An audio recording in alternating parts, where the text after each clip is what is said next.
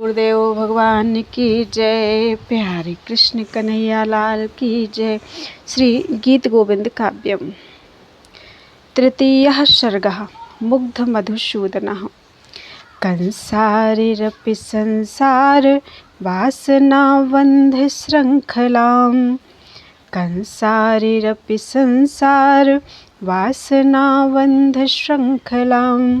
राधा माधाय हृदये तत्याज ब्रज सुंदरी। राधा माधाय हृदये तत्याज ब्रज सुंदरी। कंस के शत्रु भगवान श्री कृष्ण ने भी अपने हृदय में संसार की वासना के बंधन की श्रृंखला रूपी श्री राधा को हृदय में रखकर ब्रज की सुंदरियों का परित्याग कर दिया। विगत भाव प्रकाशिका विगत प्रबंधों में श्री राधिका का कृष्ण के प्रति अनुराग का निरूपण करके गीत गोविंदकार अब श्री भगवान का राधिका के प्रति अनुराग का वर्णन आरंभ करते हैं। भगवान श्री कृष्ण ने हार्दिक संताप के कारण ब्रज की सुंदरियों का परित्याग कर दिया। हार्दिक संताप का कारण बतलाते हुए कवि कहते हैं कि श्री राधा जी श्री भगवान के संसार की वासना के बंधन की श्रृंखला के समान थी। उन श्री राधा जी को अपने हृदय में रखने के कारण सामने श्री राधा जी के न होने से श्री भगवान के हृदय में राधा के विरह के कारण संताप उत्पन्न हुआ।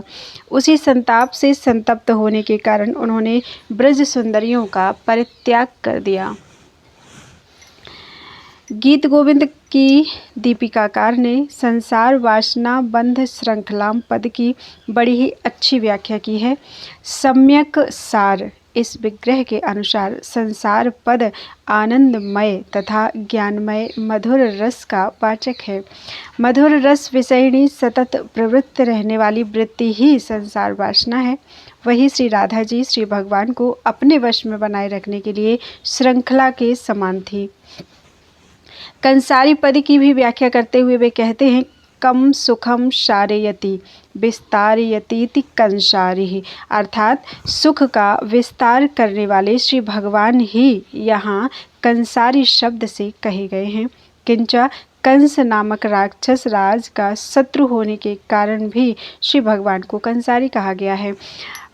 पदद्योत निकाकार के अनुसार ब्रज सुंदरी ही पद में बहुवचनांत प्रयोग के द्वारा कवि ने इस अर्थ को अभिव्यक्त किया है कि सौंदर्य संपन्न तथा अनेक युवतियों का श्री भगवान ने एक राधा के वियोग में परित्याग कर दिया। इससे श्री भगवान का राधा में अनुराग अतिशय सूचित होता है। अनुराग अतिशय सूचित होता है। इस पद्य में पथ्याव्रत है। इतस्ततस्ताम अनुसृत्य राधिका मनंग बाण व्रण खिन्न मानसः कृतानुतापः सकालिंद नंदिनी तटान्ते कुंजे विशसात माधवः।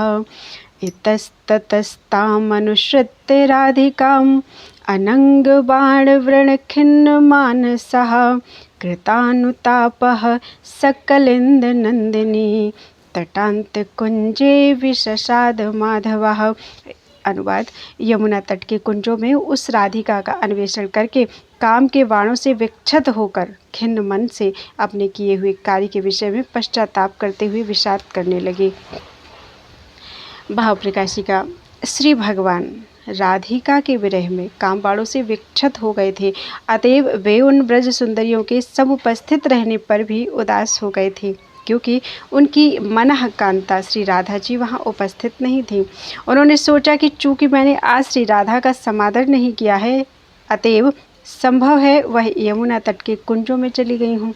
अतएव श्री भगवान ने यमुना के उन तटीय कुंजों में श्री राधा जी का अन्वेषण किया, किंतु जब वे नहीं मिली तो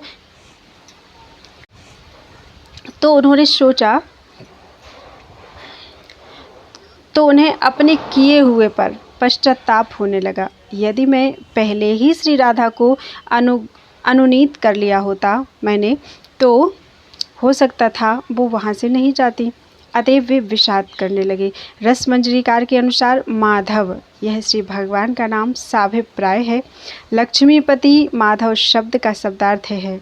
लक्ष्मीपति श्री भगवान भी जिस राधा के विरह में व्याकुल हो गए।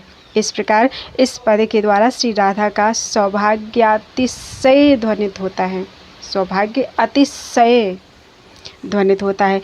इस श्लोक में वंशस्थविला नामक व्रत है। वंशस्थविला नामक व्रत है। बदंती वंशस्थविलम जतौ जरो, यह वंशस्थविला व्रत का लक्षण है।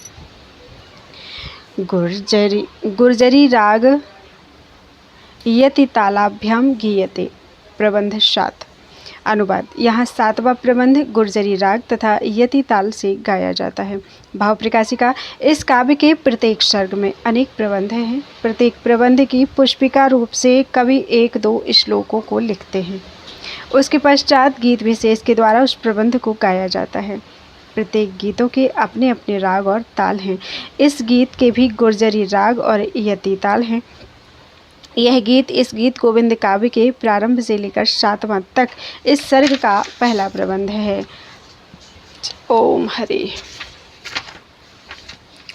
मामियं चलिता विलोक्य व्रतं बधूनिचयेन।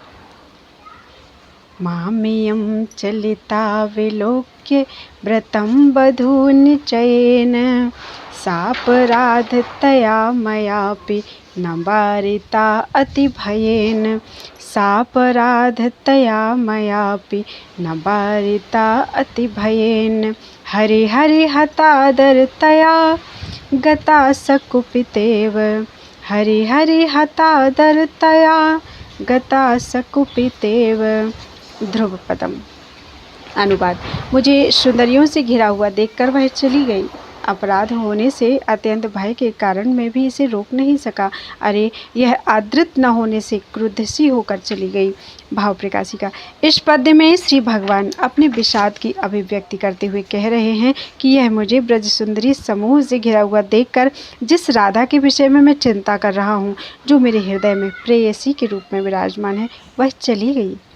श्री राधा जैसी परम सुंदरी नायिका के रहते मैं इन ब्रज सुंदरियों से आवृत हूँ। यह मेरा उसके प्रति किया जाने वाला अपराध है। अतएव अपराधी होने के कारण मैं उसके समक्ष अत्यंत भयभीत हो गया और उस जाती हुई राधा को रोक नहीं सका। राधा ने मेरे द्वारा किए जाने वाले इस आचार को अपना अनादर समझा और वह कुपित सी होकर यहाँ से चली गई। यह बड़े ही खेद की बात है। किं करिष्यति किं वदिष्यति सा चिरं विरहेण। किं धनेन जनेन किं मम जीवितेन ग्रहेण। किं करिष्यति किं वदिष्यति सा चिरं विरहेण। किं धनेन जनेन किं मम जीवितेन ग्रहेण। हरि हरि। अनुवाद, दीर्घ काल पर्यंत विरह का अनुभव करती हुई वह न जाने क्या करेगी तथा क्या कहेगी। उसके अभाव में मुझे धन जन जीवन तथा परिवार से क्या लाभ। अरे, वह निरावृत्त होने के कारण कुपित होकर चली गई। भाव प्रकाशिका, इस पद्य में श्री भगवान यह अनुभव कर रहे हैं कि जिस प्रकार श्री राधा के वियोग में मैं व्याकुल हूँ, उसी प्रकार वह भी मेरे वियोग में व्याकुलता का अनुभव कर रही होगी, किंतु उसके द्वारा इस वियोग जन्य दुखानुभव किए जाने का कारण मेरा अपराध ही है। वह मेरे कारण ही कष्ट को अनुभव कर रही है। इसके पश्चात मैं जब कभी उनसे मिलूँगा तो न जाने वह कोप तथा ईर्ष्या आदि की अभिव्यक्ति कैसे करेगी। यदि अपने अपराधों को क्षमा करने के लिए उसके चरणों में मैं पड़ जाऊंगा तो भी न जाने वह मुझे क्या कहेगी। इसके पश्चात मैं कहूँगा कि श्री राधे, तुम्हारे बिना ना तो मुझे धन से कोई प्रयोजन है, ना तो इन गोपी जन से मेरा कोई प्रयोजन है, अधिक क्या कहें, ना तो अपने प्राणों से ही मेरा कोई प्रयोजन है, और ना तो घर से। तुम्हारे बिना संसार के सारे सुख साधन तुच्छ हैं। चिंतयामि तदाननं कुटिल भ्रूकोप भरेण। षोडपद्ममिवो परिभ्रमताकुलं भ्रमरेण चिन्तयापि तदाननं कुटिलभ्रूकोपभरेण षोडपद्ममिवो परिभ्रमताकुलं भ्रमरेण। हरि हरि। मंडराते हुए काले भंवरे से व्याकुल लाल कमल के समान कोपभार से परिपूर्ण टेढ़ी भौहों से युक्त उसके मुख की मुझे इस समय याद आ रही है। अरे वह अनादृत राधा कुपित सी होकर यहाँ से चली गई। भाव प्रकाशिका। इस पद्य में श्री भगवान कह रहे हैं कि संप्रति मुझे राधिका के उस मुख कमल की याद आ रही है जो क्रोध के कारण उसकी भौहें और अधिक कुटिल हो गई होंगी और क्रोध से तमतमाया हुआ श्री राधा का गोरा तथा लाल लाल मुखड़ा कुटिल काली भौहों से उसी प्रकार से शोभित होता होगा जैसे लाल कमल के ऊपर मंडराते हुए काले काले भ्रमरों की पंक्ति व्याप्त हो गई हो। यहाँ पर क्रोध से तमतमाए मुखड़े की सदृशता लाल कमल से तथा कुटिल काली भौहों की सदृशता काले भ्रमरों की पंक्ति से बतलाए जाने के कारण इस श्लोक में वाक्यार्थी उपमा है। तामहं हृदि संगताम् अनिशं भृशं रमयामि तामहं हृदि संगताम् अनिशं भृशं रमयामि किं बनेनुसरामि तामिह किं वृथा विलपामि किं बनेनुसरामि तामिह किं वृथा विलपामि। सर्वदा हृदय में विद्यमान रहने वाली उस राधा को सर्वदा मैं अत्यधिक रमण करता हूँ। मैं इस वन में क्यों उसे खोजता हूँ तथा व्यर्थ ही क्यों विलाप करता हूँ। भाव प्रकाशिका। श्री भगवान श्री राधा की वियोग अवस्था से व्याकुल से हो गए हैं। वे कह रहे हैं कि श्री राधा तो सर्वदा मेरे हृदय में निवास करने वाली मेरी प्रियतमा प्रेयसी है और उसे हृदय स्थिता राधा को मैं सर्वदा अत्यधिक प्रेम करता रहता हूँ। वह तो मुझसे कभी वियुक्त होती ही नहीं। इस वन में जहाँ वह है ही नहीं उसमें उसको खोजने से क्या लाभ और बैठकर जो मैं विलाप कर रहा हूँ वह भी व्यर्थ ही है। तन्वी खिन्नम सूयया हृदयं तवा कलयामि तन्वी खिन्नम सूयया तन्वी खिन्नम सूयया हृदयं तवा कलयामि तन्न वेद्मि कुतो गतासि न तेन तेनुनयामि तन्न वेद्मि कुतो गतासि न तेन तेनुनयामि। हरि हरि। अनुवाद। हे तन्वी, लगता है कि मेरे प्रति असूया युक्त होने से तुम्हारा हृदय खिन्न हो गया है। चूँकि मैं नहीं जानता तुम कहाँ चली गई अतएव मैं तुमको नहीं मना पा रहा हूँ। भाव प्रकाशिका।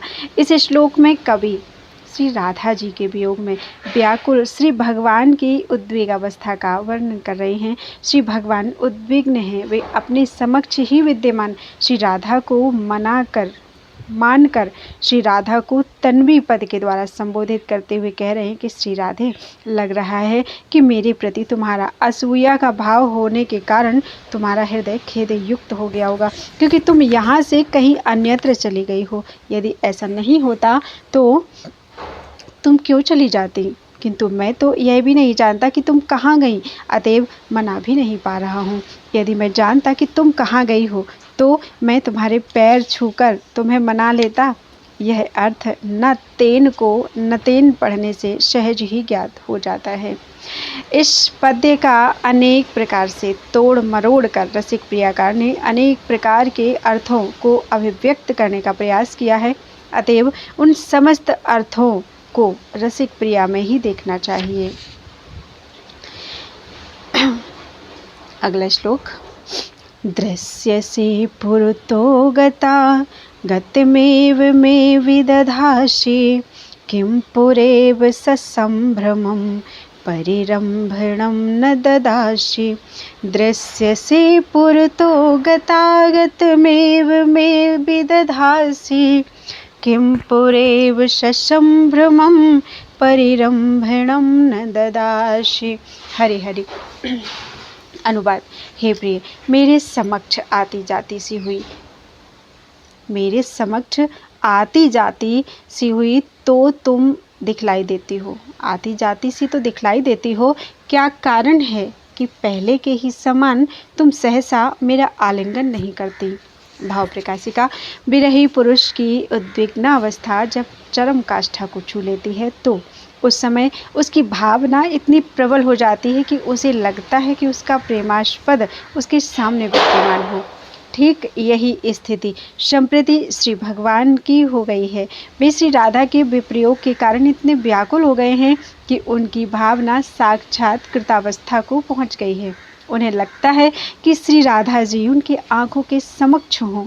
वे कहते हैं, श्री राधे, मैं देख रहा हूँ कि तुम मेरे सामने से ही आती जाती हो, किंतु केवल तुम आती जाती ही हो। पहले तो ऐसा नहीं करती थी, पहले तो तुम आते ही जल्दी से मुझसे लिपट जाती थी। क्या कारण है कि आज तुम ऐसा नहीं कर रही हो, अर्थात तुम मेरा आलिंगन क्यों नहीं कर रही हो।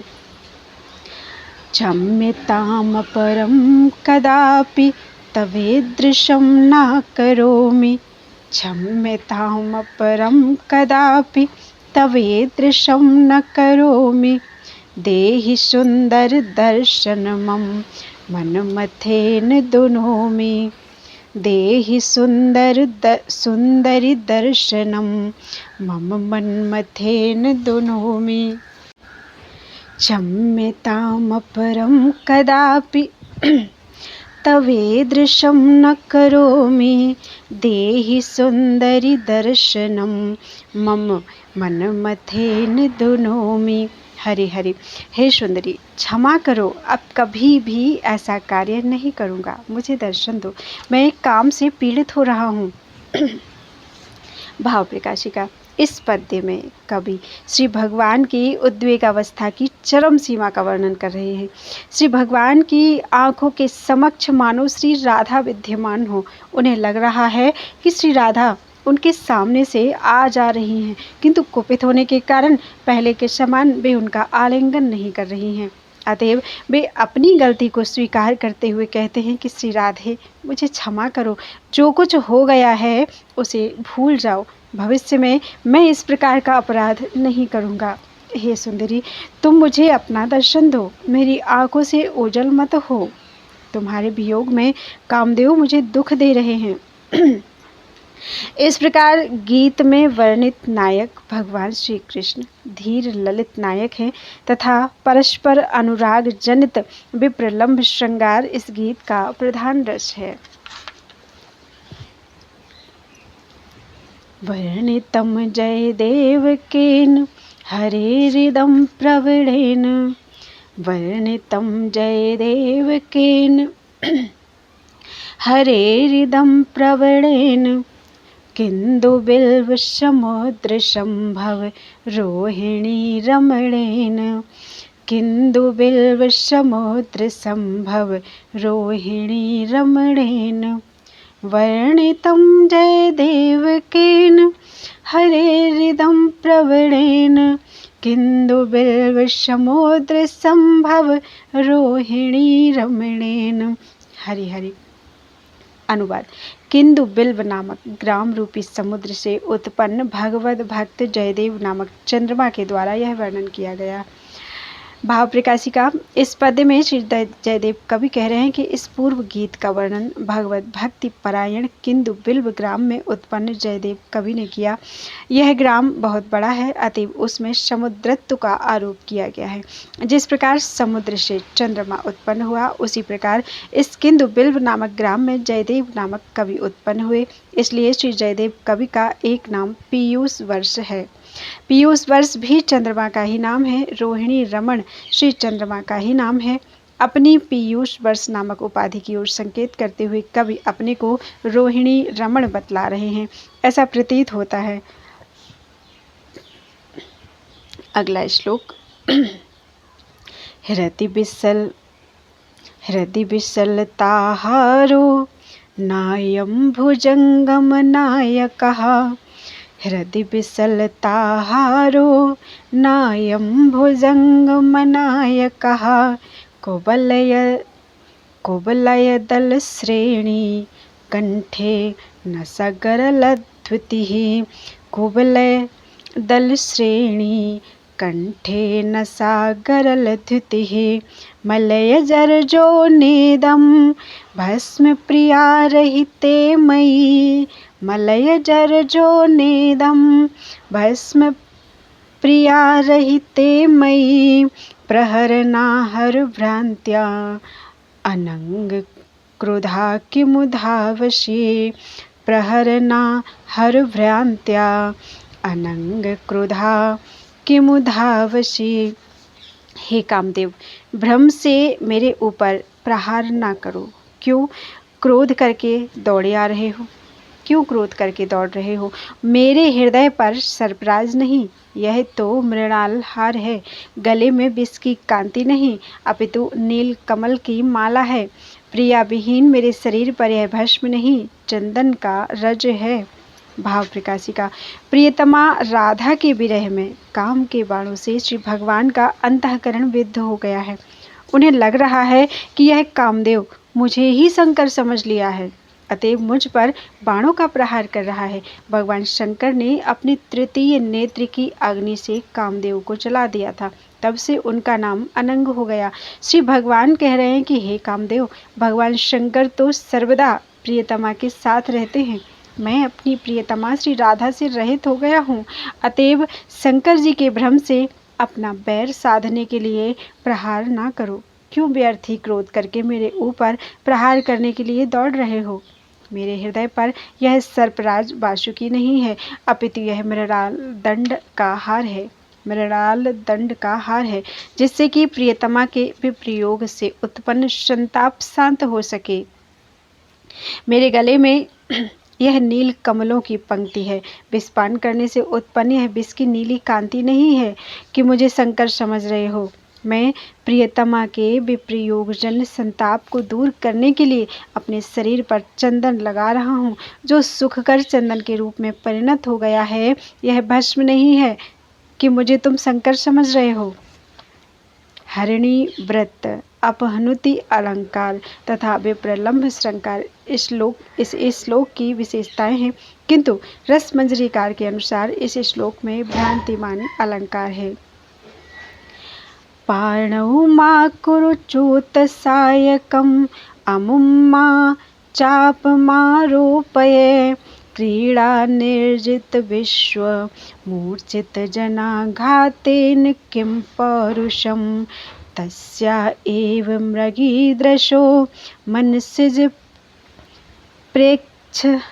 प्रेक्षत कटाक्षाशुग श्रेणीजरितं मनागपि मनो नाद्यापि संधुक्षिते। अनुवाद। खेल खेल में ही संपूर्ण विश्व को जीत लेने वाले कामदेव, इस आम्र मंजरी रूपी बाण को हाथ में मत लो और ना तो अपने धनुष पर इसे चढ़ाओ। हे कामदेव, उस राधा के ही प्रशमर कटाक्षों से जर्जरित मेरा मन अभी तक नहीं स्वस्थ हो पा रहा है, अतएव मूर्छित मनुष्य के ऊपर प्रहार करने में तुम्हारा कौन सा पराक्रम है। भाव प्रकाशिका। इस श्लोक में श्री भगवान कामदेव को उपालंबित करते हुए कह रहे हैं कि हे कामदेव, तुम आम्र की मंजरी रूपी बाण को अपने हाथ में ग्रहण ना करो। कामदेव के 5 प्रकार के पुष्पमय बाण माने जाते हैं, उनमें एक प्रकार का बाण आम्र मंजरी भी है। बसंत ऋतु के होने के कारण आम्र मंजरी वृक्षों के अग्रभाग में निकल आई है। श्री भगवान सोच रहे हैं कि कामदेव इस आम्र मंजरी को ही अपना बाण बनाकर श्री राधा के वियोग में व्याकुल मेरे ऊपर प्रहार करेगा।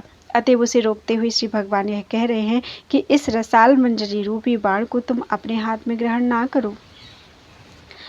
माँ चाप मारो पय, और यदि तुमने हाथ में इसे ले ही लिया है तो भी इसे अपने धनुष पर बाण के रूप में मत चढ़ाओ, क्योंकि तुम तो क्रीड़ा निर्जित विश्व हो, खेल ही खेल में संपूर्ण विश्व को जीत लेने वाले हो, अतएव तुम अत्यंत यशस्वी हो। एक विश्व विजयी को इस प्रकार का घृणित काम करना ठीक नहीं है।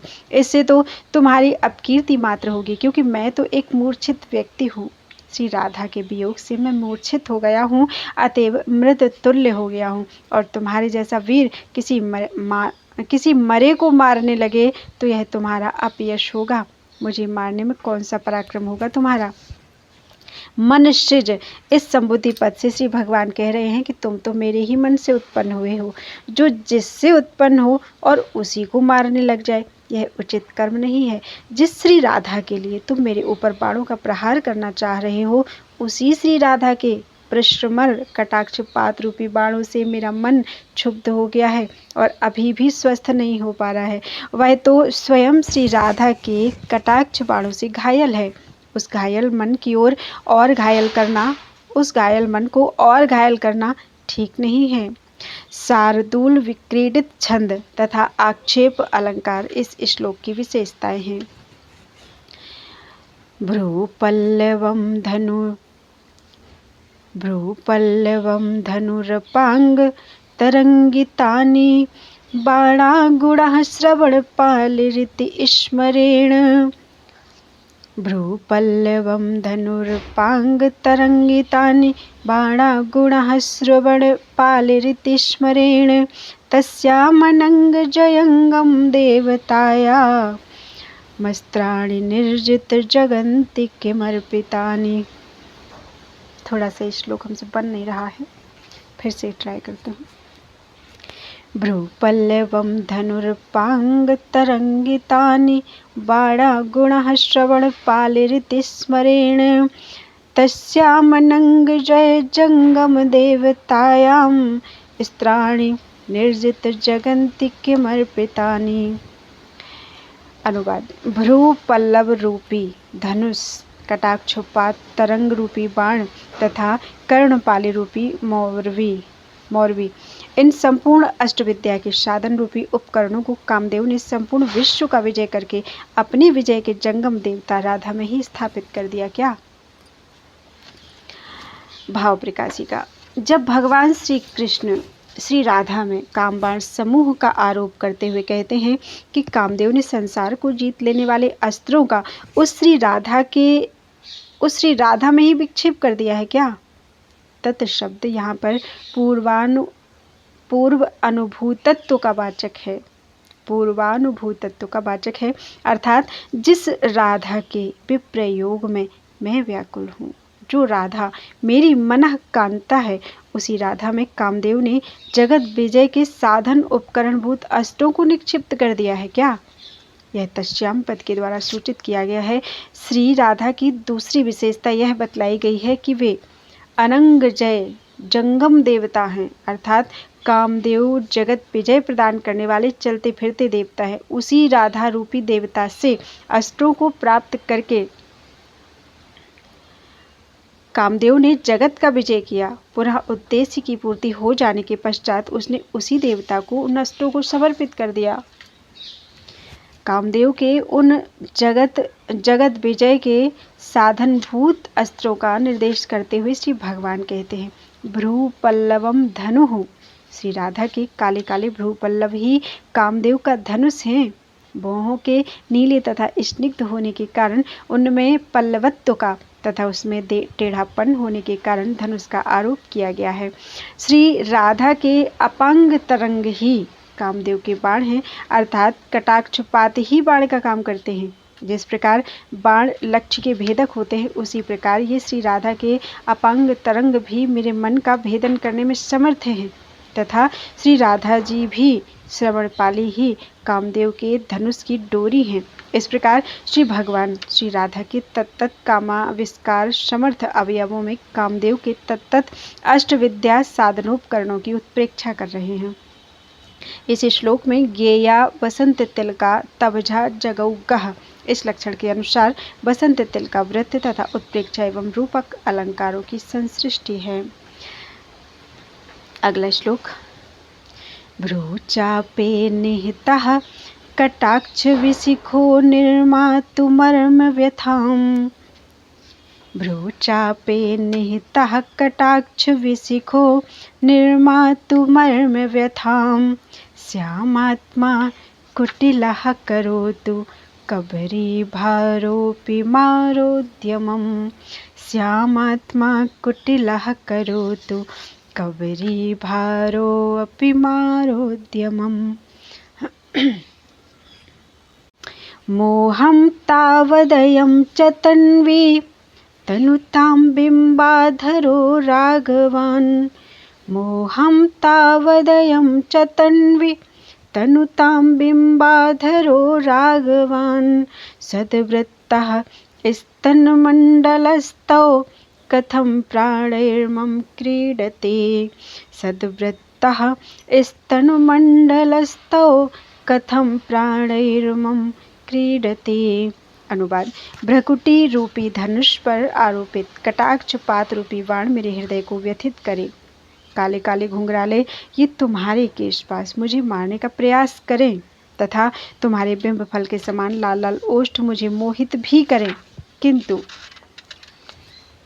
तुम्हारे सदवृत्त स्तन मंडल मेरे प्राणों के साथ क्यों खिलवाड़ कर रहे हैं। भाव प्रकाशिका। इस श्लोक में श्री भगवान ध्यान में श्री राधा का समादर करते हुए कहते हैं, हे श्री राधे, ये तुम्हारी भौहें ही धनुष है तथा उनसे संबद्ध तुम्हारे कटाक्षपात उस धनुष पर आरोपित बाण हैं। बाणों का यह काम ही है कि वे परमर्म का पीड़न करते हैं। उसमें धनुष पर आरोपित बाणों का एकमात्र यही लक्ष्य ही होता है। अतः तुम्हारे ये कटाक्षपात यदि मेरे अंतःकरण को प्रपीड़ित करते हैं तो उनका ऐसा करना उचित ही है। ये तुम्हारे काले तथा घुंघराले केशपाश भी यदि मुझे मारने का प्रयास करते हैं तो यह भी उचित ही है, क्योंकि जिसका हृदय काला होता है तथा जो कुटिल होते हैं वे दूसरों को मारने का प्रयास स्वभावतः करते हैं। यह जो तुम्हारा राग युक्त अधर है वह भी मुझे मोहित करे, यह कोई अनुचित नहीं है, क्योंकि जो रागवान अर्थात मात्सर्य युक्त होता है वह दूसरों को मोहित करने का काम स्वभावतः करता है। किंतु तुम्हारा यह जो सदवृत्त स्तन मंडल है वह मेरे प्राणों से खिलवाड़ क्यों कर रहा है, क्योंकि जो सदवृत्त होता है वह दूसरों के प्राणों के साथ खिलवाड़ नहीं करता। अतएव तुम्हारे उन स्तनों का व्यवहार उचित नहीं है। इस श्लोक में शार्दूल विक्रीडित व्रत तथा विरोधालंकार है। तान स्पर्श सुखानि ते चा तरलाः स्निग्धा दृशुर्विभ्रमाः तान स्पर्श सुखानि ते चा तरलाः स्निग्धा दृशुर्विभ्रमा तद्वक्त्राम्बुज सौरभं सच सुधास्यन्दी गिरां वक्रिमा तद्वक्त्राम्बुज सौरभं सच सुधास्यन्दी गिरां वक्रिमा सा बिम्बाधर माधुरीति विषयासङ्गेऽपि चेन्मानसम् सा बिम्बाधर माधुरीति विषयासङ्गे अपि चेन्मानसम् तस्यां लग्न समाधिहन्त विरह व्याधिः कथं वर्धते तस्यां लग्न समाधिहन्त विरह व्याधिः कथं वर्धते। मैं श्री राधा के पूर्वानुभूत स्पर्श जन्य सुख का अनुभव कर रहा हूँ। उसके चंचल तथा प्रेमार्ध नेत्रों के विभ्रम पूर्वानुभूति ही है। उसके मुख कमल की पूर्वानुभूति ही सुगंधी है तथा उसकी वाणी के पूर्वानुभूति ही अमृत श्रावी वक्रिमा है और उसके बिंब फल के समान लाल लाल ओठों को वही सौकुमारी में अनुभव कर रहा हूँ। इस प्रकार श्री राधा में समाधिस्थ मेरे मन के रहने के कारण विषयों का संबंध बना ही हुआ है, तो फिर मुझ में विरहजन्य व्याधि कैसे बढ़ रही है। भाव प्रकाशिका। इस श्लोक में श्री भगवान अपनी भावना के प्राबल्य के कारण श्री राधा को अपने समक्ष स्थित मानकर अपने भीतर बढ़ती हुई विरह व्याधि की प्रतिकूलता का वर्णन करते हुए श्री भगवान कह रहे हैं कि मेरा मन श्री राधा में समाधिस्थ हो गया है। उसी के कारण लग रहा है कि मैं श्री राधा के स्पर्श जन्य सुख का पूर्वानुभूत सुख का ही अनुभव कर रहा हूँ। मैं श्री राधा के पूर्वानुभूत ही चंचल तथा प्रेमार्थ नेत्रों को विभ्रम को देख रहा हूँ।